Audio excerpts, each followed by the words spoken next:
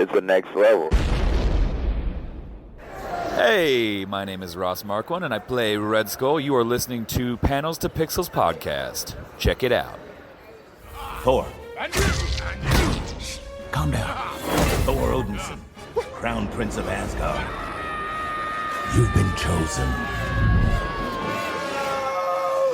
Oh, we're in a pub. I know this place.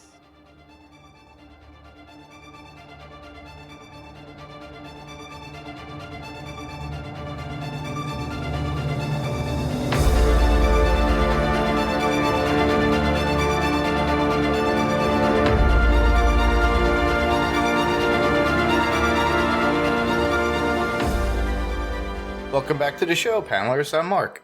And I'm Steve. And this is going to be a spoiler-full podcast about the final episode of Season 1 of Marvel's What If. So this week we're covering What If the Watcher Broke His Oath.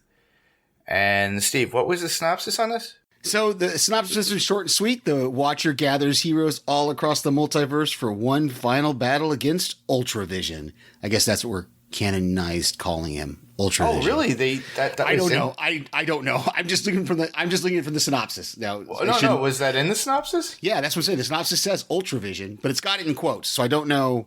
Wow. If that's what they're going with ultimately. I was just having fun with it last time when we recorded. Yeah. That's hilarious. Okay. I did not know that. I didn't even look at the synopsis on the episode. Okay, cool. It's funny how I came up with my own idea about it, and it just shows up as fact, I guess. Yeah, very cool.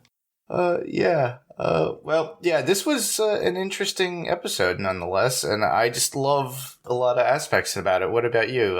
What are your thoughts? Yeah, I loved it. I thought it was a great way to end the season, and I can't wait for season 2. And one of the things that kept occurring to me as I was doing my notes and watching it the second time was that, we said after a bunch of these episodes, we said we'd like to see a continuation of their stories into season 2. But really, with kind of getting this ending here, where we got to see where each, and I'll talk some more about it when we get into my notes, when we get to kind of see where they all ended up and how they all ended up, I'm almost like I'm satisfied with the season. I'm satisfied with the wrap up.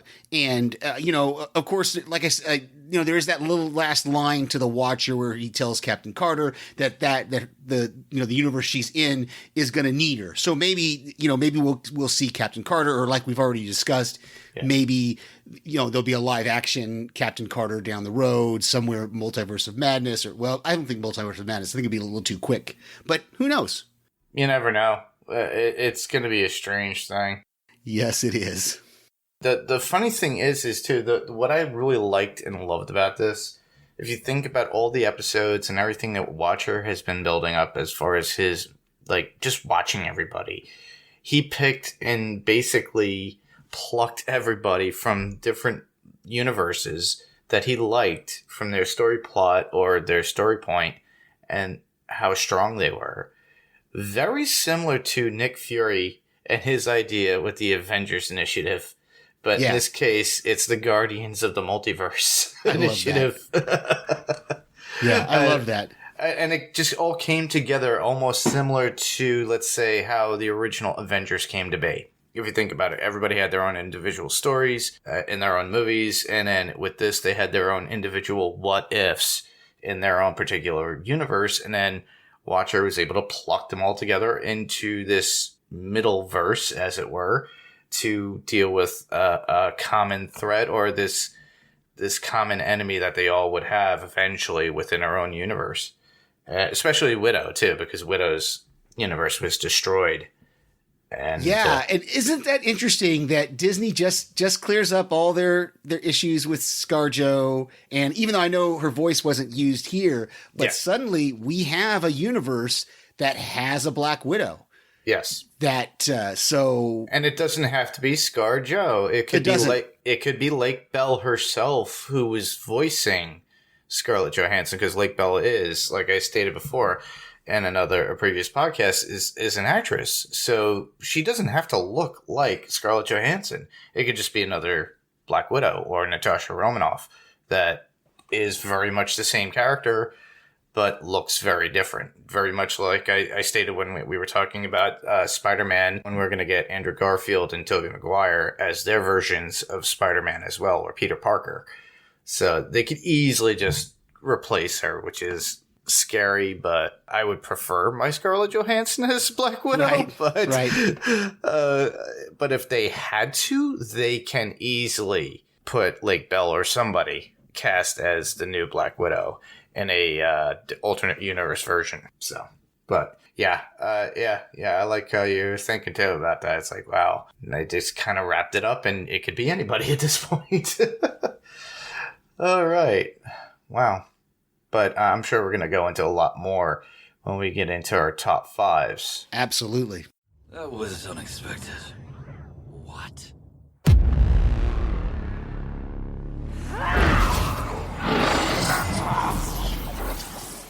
So I guess I should go first? Yeah, why don't you go first?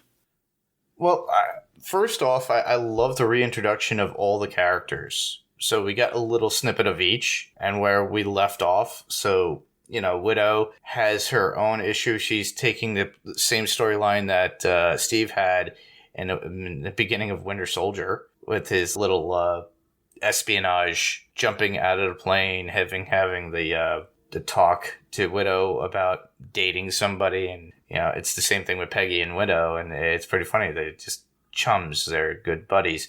And then we see everybody else just the same, like at the very end of what if, what was it, Killmonger saved Tony Stark. That particular episode, which I found interesting. I was not a huge fan of it, but it was very interesting. But it showed how vicious and evil he is deep down.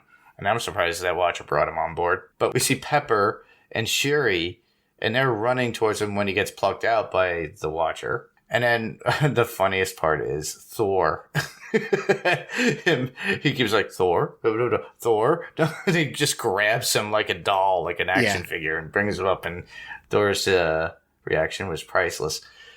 To me, it was really cool to have that where we see where they stand off, where they come into play, and where Watcher brings them into place. And then at the very end, obviously this adds to it, he puts them back where they were supposed to, all but Widow. But to me, I really enjoyed that aspect, that thought and theory of they could easily go back to their own time or universe at that given timeline and not remember a damn thing. Yeah, and I'm not sure about that if they didn't remember or not, because remember, Widow drops in and Fury knows that Black Widow is dead. Yes. You know, and so he says, "Oh, you're not my Black Widow, but you've got her same fire, her same spirit," you know. And so I don't think they forgot being Guardians of the Multiverse. I think he just dropped them right back where they were and gave them the opportunity to start over again. But no, I'm the same way. This was my number 5 as well. I absolutely loved the whole Winter Soldier beginning with attacking the boat. I loved that George St. Pierre came back to voice Batroc. You know, it was great. Just all the returning voices that we got, and we'll talk some more about it as we go forward. But yeah, it was great. And you mentioned that return of the Killmonger what if. They really kind of closed that story out because Killmonger wasn't returned. Remember, he's stuck in that prison. Yep. With Armin Ultra. Armin Ultra Armin. I have something down below that might work with it too. Okay, we'll get to it. But Arnim Ulton or Kiltron. I like Kiltron. Yeah, so it is kind of cool that they kind of closed that story out. And like I know several other people in podcast stuff were talking about if we're going to get a return back, if we're going to get to see Pepper and Shuri, you know, kind of go after Killmonger. And now they don't have to. So yeah, of course they don't know what happened to him, but. Exactly. Well, it's a good thing that they don't know, and if he never comes back, it's a great thing. There you go. So that was my number 5 as well. So it moves us to your number 4. Well, my number 4, that would be the way the Watcher assembles the team. I already mentioned it. That's the big kick out of it for me. I just found it so amusing and fun. But an old fuddy-duddy bringing these people together. I just loved when he got around to Thor, though. That one scene just like still floors me and makes me laugh and giggle every time.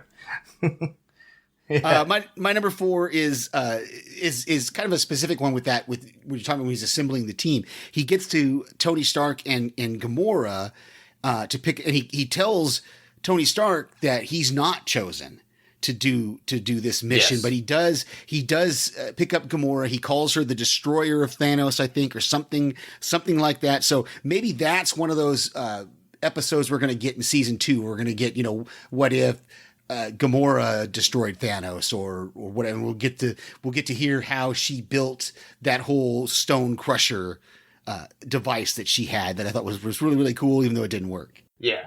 And my number 3, well, that would be, I just love the fact that we get a name for the group, Guardians of the Multiverse. Now, not Guardians of the Galaxy, but we did have people talking about that or alluded to it because we did get to see Peter Quill in the very beginning when they were plucking T'Challa, and Ego was there saying, what was he saying? This will only hurt for another 1,000 years, son, or something like that. Yeah, something like that.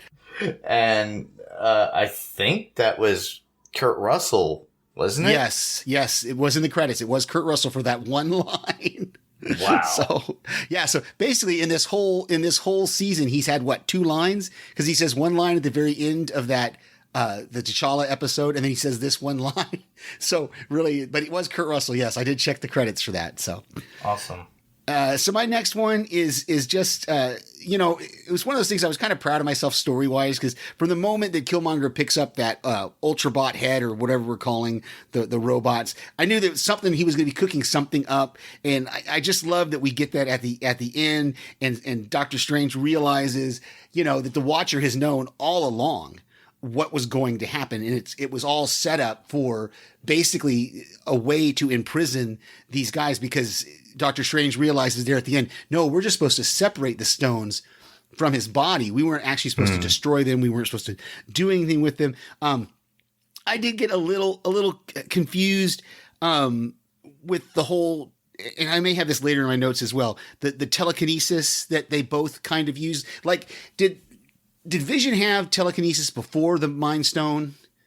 No. We never really saw him before the Mind Stone. Okay, you're right. So we don't know if the Mind Stone gave him his telekinesis, or because Killmonger then has telekinesis as well, right? Because he lifts the stones out of. So I don't know if maybe there was like a residual effect of having the stones on their bodies that gave them this telekinetic kind of fight over the stones that distracts them enough to get them into the prison.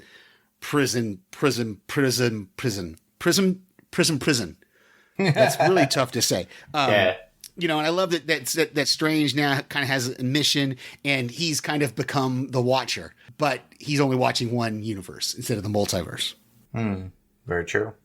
My number 2, well, that would be the teamwork that they all, how they were working together with all their abilities. Strange's protection spell for everyone. T'Challa and his little sticky fingers that Yondu had mentioned said he has. I love that. And getting the Soul Stone from Ultron. Peggy's ability to hold on to Thor's hammer and take flight. Very similar to what we get with Steve Rogers in Endgame. He gets to hold it at least, but in this case it was just really to propel her. Like they did in Endgame with Spider-Man when, Peter was web-slinging and he had held on to it for speed. Plus seeing the zombies, and we get the standoff between zombie Wanda and Ultron, or Ultravision, as it were. Go ahead, finish up. No, I'm just saying that was a pretty cool standoff. We finally get her come back. But of course, there is no recognition between Ultron or Ultravision, as it were, because he knows nothing of her. They didn't have that relationship. Mm-hmm. Yeah, exactly. The zombie's face too, though. It's like all crying and upset. Yeah, this was my number 2 as well. Just the whole battle scene, the animation of it. Again, we talked about this every week. I think the animation was great in that those moments when the zombies first started falling out, and Strange said something like, "It's who came with them." I thought it was going to be Thanos zombie, with the gauntlet. Yeah, you would think, right? But then it ended up being zombie Scarlet Witch, which is just as powerful as well, because we saw with Captain Marvel, last week, that I mean, she got defeated ultimately, but she could go toe to toe with Ultravision, and the same here with Zombie Scarlet Witch. She kind of goes toe to toe with Ultravision. I wish we'd gotten to see a little bit more of that fight between the two of them, though. But yeah, I absolutely grinned every time I saw the two times when I watched it, the Scarlet Witch coming out as a zombie and having that look on her face, and just loved it. So that would bring me to my number one. That would be Arnim Zola coming back to save the day, or sort of save the day at a certain point, and corrupt Ultron. He gets inside, and I just love the exchange. It's like, oh, this feels better. It's like, oh, it feels like I have a brand new set of legs. Widow was able to use that USB arrow in this episode to stop Ultron with Arnim inside, which was part of that particular episode from the last one. And I found it great that they were able to utilize it this time, and we get to see Arnim come into play. But in the end, we get Killmonger being Killmonger, and the team sees him as who he really is at the very end of what he's very destructive himself, very much like Ultron, very much like even Arnim Zola himself, who would be Arnim Vision against Killtron, and they just go at it. But Strange realizes that they were only meant to keep the stones off of Ultron or somebody's body at that point, just to end that battle or end this issue that they've have with Ultron or anybody who has those particular stones within that universe. Yeah. Yeah, I love that this is my number one as well. Just that whole battle there at the end of the plan that Thor kind of messes up but doesn't really, and it was great to see that whole them each kind of stealing the Mind Stone at different times too, and you see the Mind Stone kind of skittering around the ground, and Ultron's trying to grab it, and somebody else is trying to grab it. It's all so that because it distracts him and it confuses him when he doesn't have the Mind Stone. Obviously, I love that battle when Strange brings out the tentacled being, which we know is a what did the Watcher call it? A celestial or something? No, not a celestial. I can't remember. In the earlier episode, he called it something. That was like a big bad, basically. So he calls on the power of that tentacled thing to kind of help him fight Ultravision. And yeah, it was just everything about that whole battle there at the end was cool. And then seeing, like we've already talked about, the realization on Strange's face that it was always meant to end this way, with them being trapped in that prism universe. I'm not going to say a prison again. That's Prison. Say that 5 times fast. Yeah, exactly. I think we both got a lot of notes. You just kind of want to go back and forth over what we've not talked about. Let me see. What's my first one that we haven't really discussed? I thought at the very beginning, it only happened really once. I thought it was going to happen more often when I wrote this note. But Doctor Strange's powers, they're kind of right before they start the fight, his powers kind of glitch on him, and he's got to like grab his arm and hold it back from changing. And I think a Widow or somebody was like, "Are you having a problem?" He's like, "No, I'm fine." So. It was something out of like almost like an old horror movie from Universal, like the werewolf or something. It's like, they try to hide something. One for me would be the pub scene was pretty much taken straight out of from Captain America, the first movie that we had, where all the Howling Commandos and Cap show up for a drink, and eventually they meet up with Peggy Carter there and shows up. And I think there was supposed to be a dance at one point. Yeah, I love that Strange mentions that he read about it in her autobiography. Yeah. Then she says, "Oh, so you're Captain whatever, you have a Captain Carter too." And he's like, "Well, actually I have a Captain America, that's Steve Rogers." So, I don't know if he actually meant he read about it in Steve Rogers's and put together they were the same kind of situation, or if he actually got his hands on the Captain Carter biography. I don't know, but thought that was kind of interesting. I love that we got a wait what from Ultron this time. We've heard that a couple times from the Watcher, the whole wait what thing. So I thought that was great. That was kind of a running gag through this season, and I wonder if they're going to keep that up in season 2, or they're going to come up with something different in season 2. That'd be cool. One for me would be Thor falling out of the door of the pub, and it was a lot like something out of Doctor Who and someone hanging outside of the TARDIS door. I thought it was just really amusing. It just gave me those vibes when you see him out there. It's like, whoa, and they pull him back in. I love that whole thing between Nat and Captain Carter there at the end, where we see, even though they're from different universes, they still have that same relationship. And Captain Carter says something, she says, I'll be the shield, you'll be the sword. And Nat says, well, really, I'll be the arrow. And, earlier she had said something like, oh, well, no, it's really more like a dagger or something like that. And I just love, again, we've talked about the relationship between these two that I thought was really, really cool. And I hope we get a chance to see something like it on screen somewhere. But that whole sequence of events where Nat fires the arrow and Captain Carter jumps on Ultron's head and she's able to pull his helmet back to expose his eye, because I didn't figure it out until the second watch. That's what Nat had told her. Nat said, I need a clear, I can make the shot, but I need a clear field or something like that. And that's when so Captain Carter pulled up the helmet so that she had a clear shot at Ultravision's eye. And I just thought that was really, really cool the way they worked together. That's cool. Yeah, they make a great team. And, it just shows that it would be funny to see Lake Bell as Widow in a live action, have Haley Atwell as Captain Carter, and then maybe, if we're lucky, maybe Chris Evans comes back as Captain America, and see all three on screen together. That would be great. Them working together as they do well, as we know that they can. I would look forward to that, but I'm just wishing out loud at this point. I just love the Doctor Strange and his attempt at a toast when he gets them all alcohol before Thor erupts with excitement with Mjolnir and launches out some electro bolts and whatever, and then Ultron comes in. But the way he kept rambling on just reminded me of, if you remember The Hangover. Mm-hmm. And it just reminded me of Zach Galifianakis and him trying to make a toast and not making sense. And then he just, everybody shuts down. Doctor Strange, so what he's saying is this.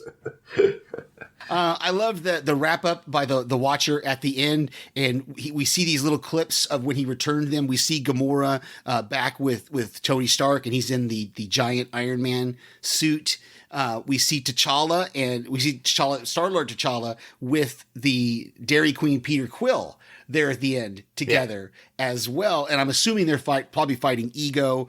And then we get to see Thor reuniting with Jane. I thought it was just really, really cool that they gave us those kind of, like I said at the beginning of the recording, they gave us those kind of wrap up moments that now I don't really need to see. I mean, it would be cool to see T'Challa and Peter Quill fight next to each other against Ego, but I don't need that.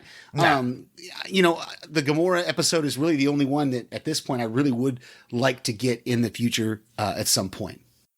The one thing that I didn't realize too, I don't think they've ever brought it up before. I could be just been falling asleep every time I go to the movies with Gamora. They're saying that she was the survivor of Sakaar.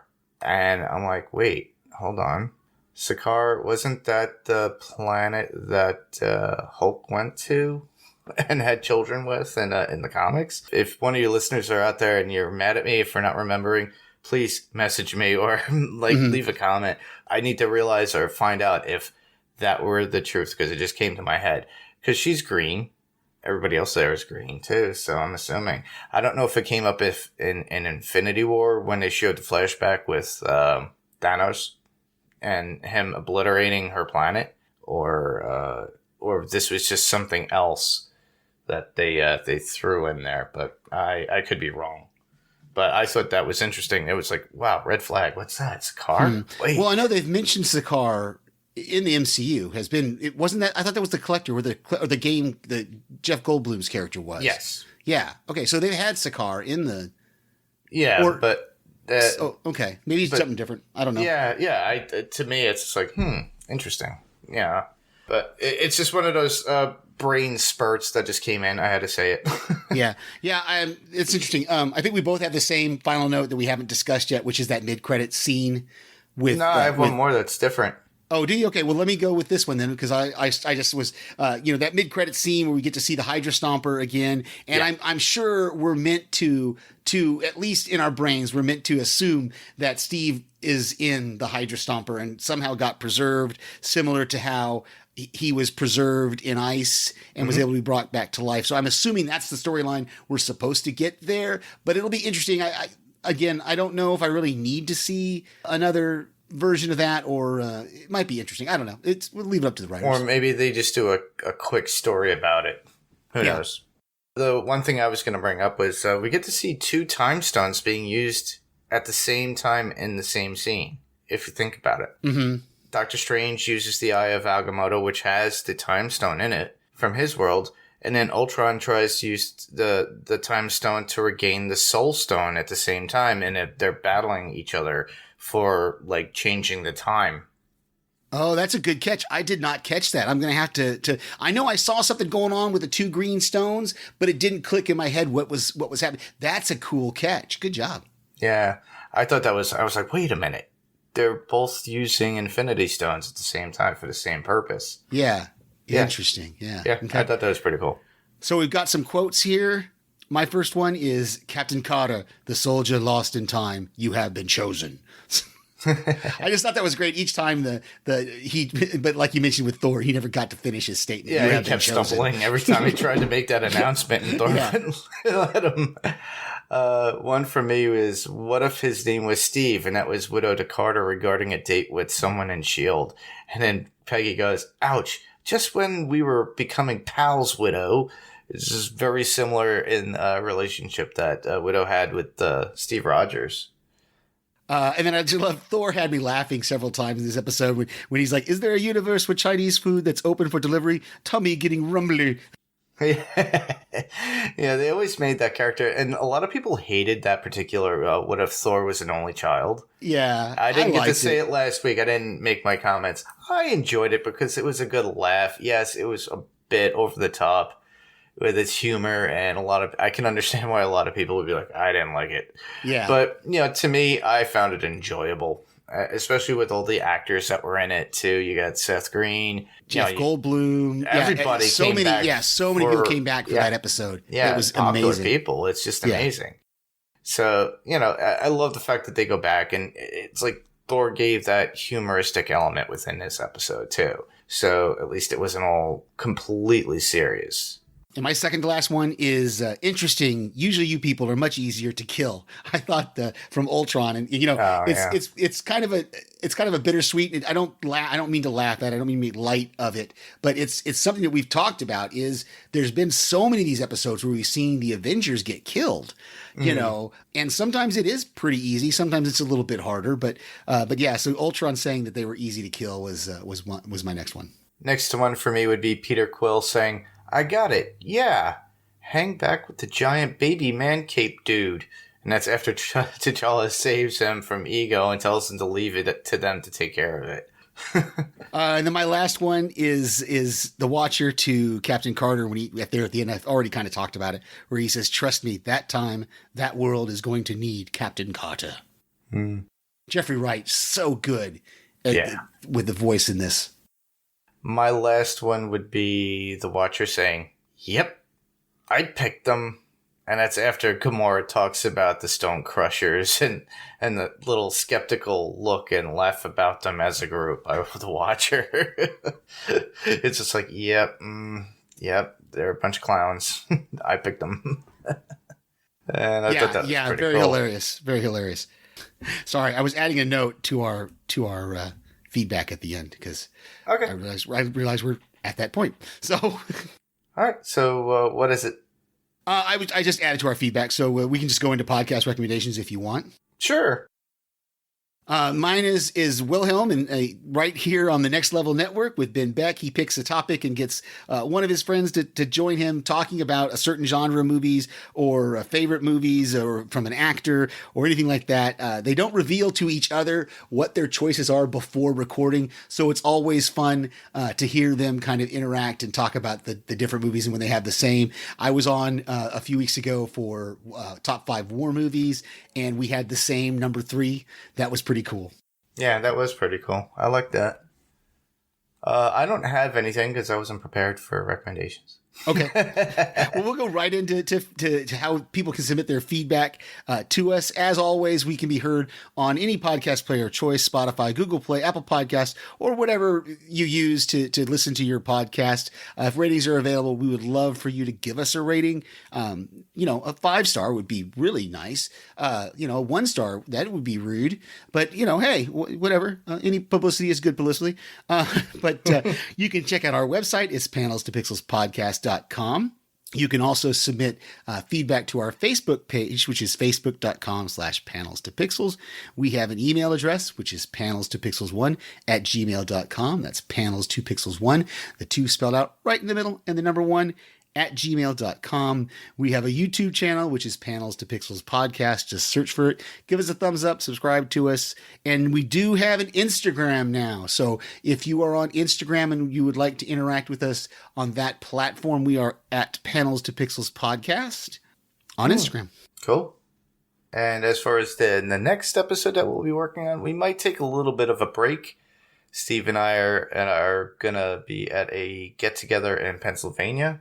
Meet up with a bunch of our other friends from a Patreon group that we belong to through Podcastica.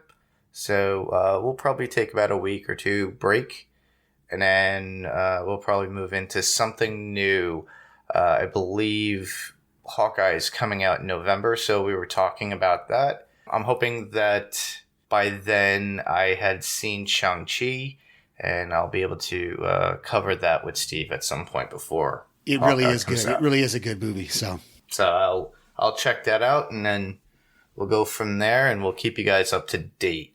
So now we're at that part where else can listeners hear us? Well, I could be heard right here on Panels to Pixels Podcast, as always, but you could also hear me on Adrenaline Cinema Podcast as well, and that can be found on the Pirate Core Entertainment Network. And there, if you go to piratecoreentertainment.com, you'll find Adrenaline Cinema Podcast, Run for Your Lives, and Watched It in the 80s. So you have those 3 podcasts from my network over there that you can listen to, as well as my own. Actually, oddly enough, I loaded it today, which is an episode of Adrenaline Cinema, but I posted it on Panels to Pixels because it made more sense. Because the movie was based off a trade comic, and Wendy and I covered it, and it was called Atomic Blonde, and that's with Charlize Theron. And she says halfway through it a couple of times saying, yeah, you should really put it on Panels to Pixels. So I reached out to Ben, and Ben gave me the go-ahead, and I put it on our Panels to Pixels podcast feed as well, so you have that to listen to as well. So I suggest checking that out. But it's also on the Adrenaline Cinema Podcast. Next week on Adrenaline, or the next time or upload for Adrenaline Cinema Podcast, will probably be John Wick 2. So check that out. Very cool. Well, I can be heard right here on Panels to Pixels Podcast, and I also send voicemails to various friends' podcasts that they let me send my voicemails to and play my messages there. It's absolutely really cool to hear my voice on other podcasts. And obviously, if I get a chance to guest on anything, I will always let you all know. Yes, keep us notified so we all know. That would be so cool. So thank you, everyone, for listening. I'm Steve. And I'm Mark. And this was Panels to Pixels, and we'll see you on the next panel. Good night, everybody.